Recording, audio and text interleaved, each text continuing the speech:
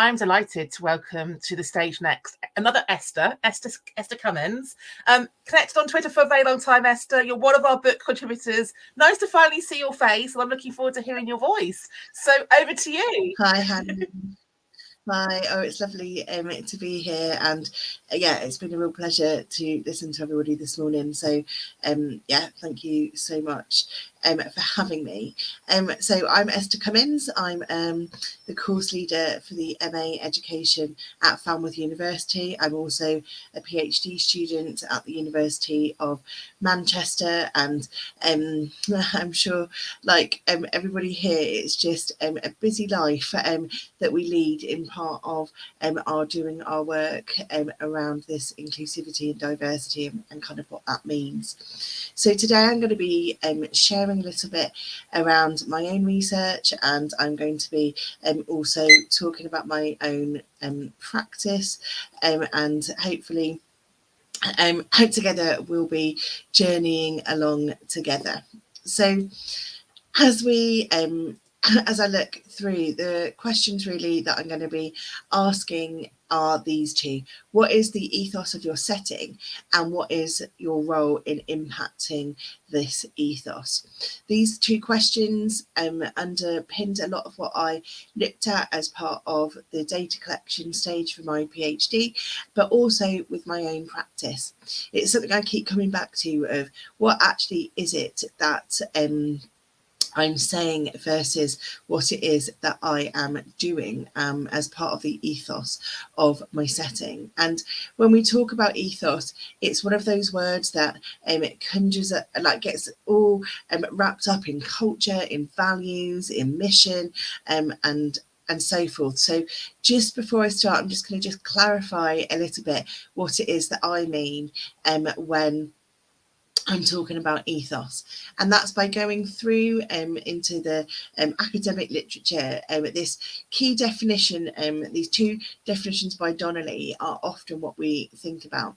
So firstly, that ethos is this formal expression of the authority's aims and objectives for an organisation. So a lot of that is that mission statement or that strap line. It could be something that goes at the top of a policy, or it could be something that's up on the wall. It could be something that's on your settings website. But also Donnelly talks about ethos that emanates from individuals and group interactions. And in this sense, it's not what is formally stated or documented, but is a process of social interaction. It's not independent from the organisation, but inherently bound up within it. And for me, this is so important when we think about this work around inclusive statements. Nobody is going to have up on their website, "We don't like children," or "You are not welcome here," or "You're only welcome here if," with a list of particular characteristics. And so actually for us, we need to be unpicking then what that inclusive ethos is all about. I liken it a little bit to buying something like a Pepsi Max.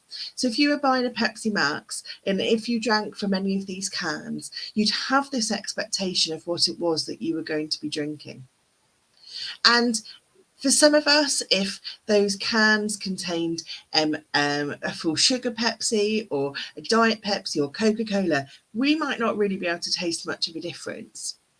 But we would be able to taste the difference if it was lemonade, or if it was water, or Dr. Pepper, or worse still, if it was oil or vinegar, or something that was really quite unpalatable.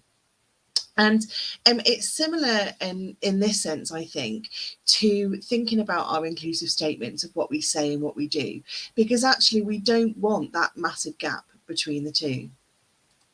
And I often think with this work, this isn't just because we want something to taste nice. We don't just want somebody to have a nice experience. But I'm sure, as you'll all agree, this is about human beings. This is about actually people's lives, whether that's the lives of our staff members or our parents or our students. All of this work that we're talking about today is about those experiences of people. And I think that's why it's so important to keep going back to this inclusive ethos and what that actually means. And when I talked about stating the obvious, as they say, sometimes we can think, oh, it's just saying something. But actually, it's more than that. It is about these experiences. So what is it that we can do about this? What can we do if actually we recognise that ethos isn't just going to magically happen? It's not just going to be like we think that we want to be inclusive, or we think that we'd like to be diverse, or we think we want to decolonise our curriculum, but actually we need to step in to actually doing this. And this picture here is that, again, it's such an educational analogy where we talk about this journey, but I think it's really important to keep coming back to actually there is no end point with this. So I'm not coming here saying I've got it. Everything I do is fully inclusive. Everything I do is perfect. Everything I do ensures that everybody is fully included and valued and celebrated and never get it wrong. But rather, it's recognising that we're all on this journey together. And it doesn't matter what our starting points are. It's recognising there actually isn't an end point to it. But also, it's recognising this gap. And I think too often that we focus a lot on, say, these data gaps, which are really important, and hear me on that, but we focus there on almost that end product of going, oh my goodness, these groups of children or these groups of students aren't doing as well as as their peers. And why is that? Oh, it's because they've got this protected characteristic. But it's going back those few steps and thinking actually about this in ethos. Because actually, if we're talking about key things like belonging, if we're thinking about being valued, if our students and our pupils and our team members aren't feeling that, then actually the performativity is going to be an issue in turn. So what exactly can we do about it?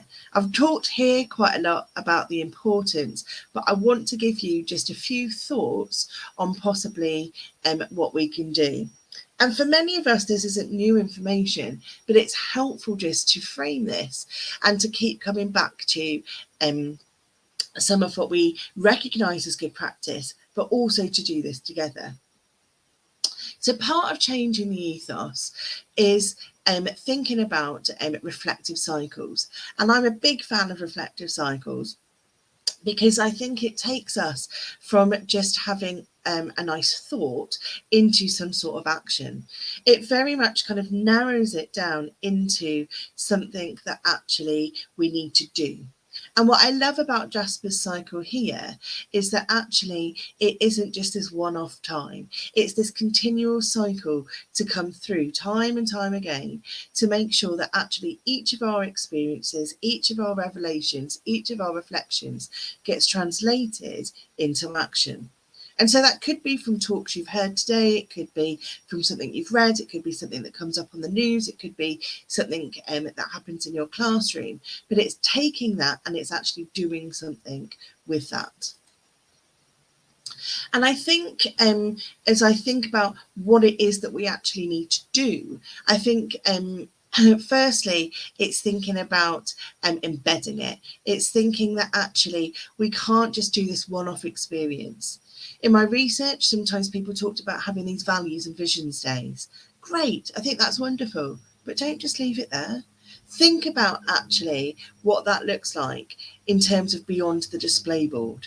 What does that look like in each of your subjects? What does that look like in each of your settings? And keep returning to it as a conversation. Return to the fact that actually you need to find out, and by asking different people what it is they're experiencing. And with those experiences, they need to be safe power spaces, by which I mean actually a head teacher talking to a child might not actually give a realistic picture of what that child's experiencing. Don't impose it. Again, my research found that some people found that they were just told what to think. And don't compare yourself to others, just learn. I love the diverse educator statement of being where you're celebrated and not tolerated, and using each of those characteristics in turn. So don't be afraid either to leave your setting if you need to. So finally, if you want to know more, this is a bit of a shameless plug. I've got an event that I'm running on on Tuesday with our masterclass on values in education around discourse and harmony. But do also get in touch with me. I'd love to hear more from where you're at with this. It's really brief, but I would love to get in touch and again read the book, because I've got a contribution to the chapter there as well. So that's me done, and I understand now I'm going to be asked some questions. You're going to be interrogated. I love the fact that we can hear your timer. That was. Oh yes, sorry. No, I was like, music to my ears. I love it. We're on time.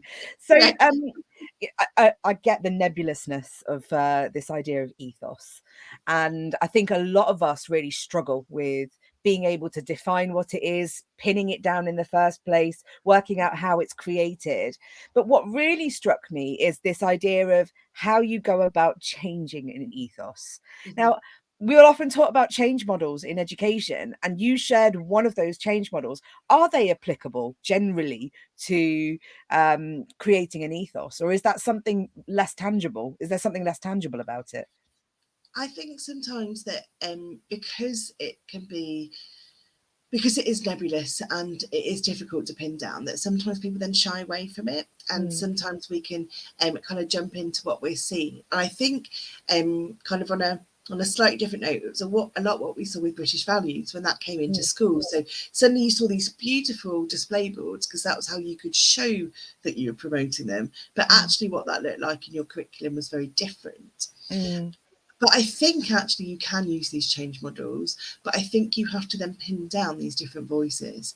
So actually, what is it that you want people to be experiencing, and are they experiencing it? So for instance, given the really basic of feeling welcome, actually, what does that look like for different groups of people? Is it accessible? Is there a prayer space? Is there food that people can eat? And some of those may seem superficial, but almost they're the starting points. But can you say somebody's name properly? And all of it really, really matters. And if we can't be bothered to do that stuff, then actually I don't see how we can go into the deeper belonging and the deeper conversations around how people are feeling. And in what you were saying, I can hear the importance of voice in all of this, that within those change models, nothing happens without voice. So much change is imposed, isn't it? How do schools go about capturing these seemingly quite disparate ideas? What should they do? What advice would you give? Firstly, I think not being afraid to hear the voices, and not be, I think sometimes we can only want to hear the positive. Sometimes I hear well, nobody's ever challenged us on this, and it's like, or nobody's complained, and it's like, yes, because you haven't really given them a safe space to do that, have you? So I think that's important. Recognizing that actually you're not necessarily, when I say you're not going to please everybody, I don't mean that like you can't just change overnight. However, I think if you understand the value of individuals and people, then actually those conversations come up more naturally. I think a huge part of it is senior leaders and team and staff modeling that vulnerability as well. That vulnerability of saying, I haven't got this. I haven't got all of this right, and therefore that creates much more dialogue with parents and students. And it requires a deep humility and a setting aside of ego to be able to say, actually, we might not be getting it right. And there's lots of examples of schools that have been pulled up for their lack of inclusive ethos in a really tangible sense, with staff and parents saying it's not working, who haven't then acknowledged that it needs to be done. When we talk about one of the things that I want to pick up again just before we finish is this idea of saying versus doing. That kind of really struck me, and it's very similar to Mary Myatt's "Live your values, don't laminate them." And there's a lot of schools. Hannah will say there's a lot of schools that say we are inclusive. Do we think just people have a fundamental lack of understanding of what inclusive means? Yes, but I also think, when I think of my own journey with it all, for instance, when we think about racism, I'd have been horrified 10 years ago to be called, like, to say that any of my actions were racist. Like, absolutely horrified. How dare you say that? That's not how I am. Like, that's not who I am. Whereas actually, I think the more you journey with it, the more that you recognise how much you perpetuate those, like the institutional racism and things like that. And so I think it isn't necessarily that people lie. I think some of it is almost like that, being prepared to recognise that you're not the perfect model. And I think that's that, I think then is that journeying. Yeah. Absolutely. Thank you. I mean, I could continue the conversation. I'm sure we will at some point, but thank you for joining us today, Esther. It was really lovely to see you in person via a screen.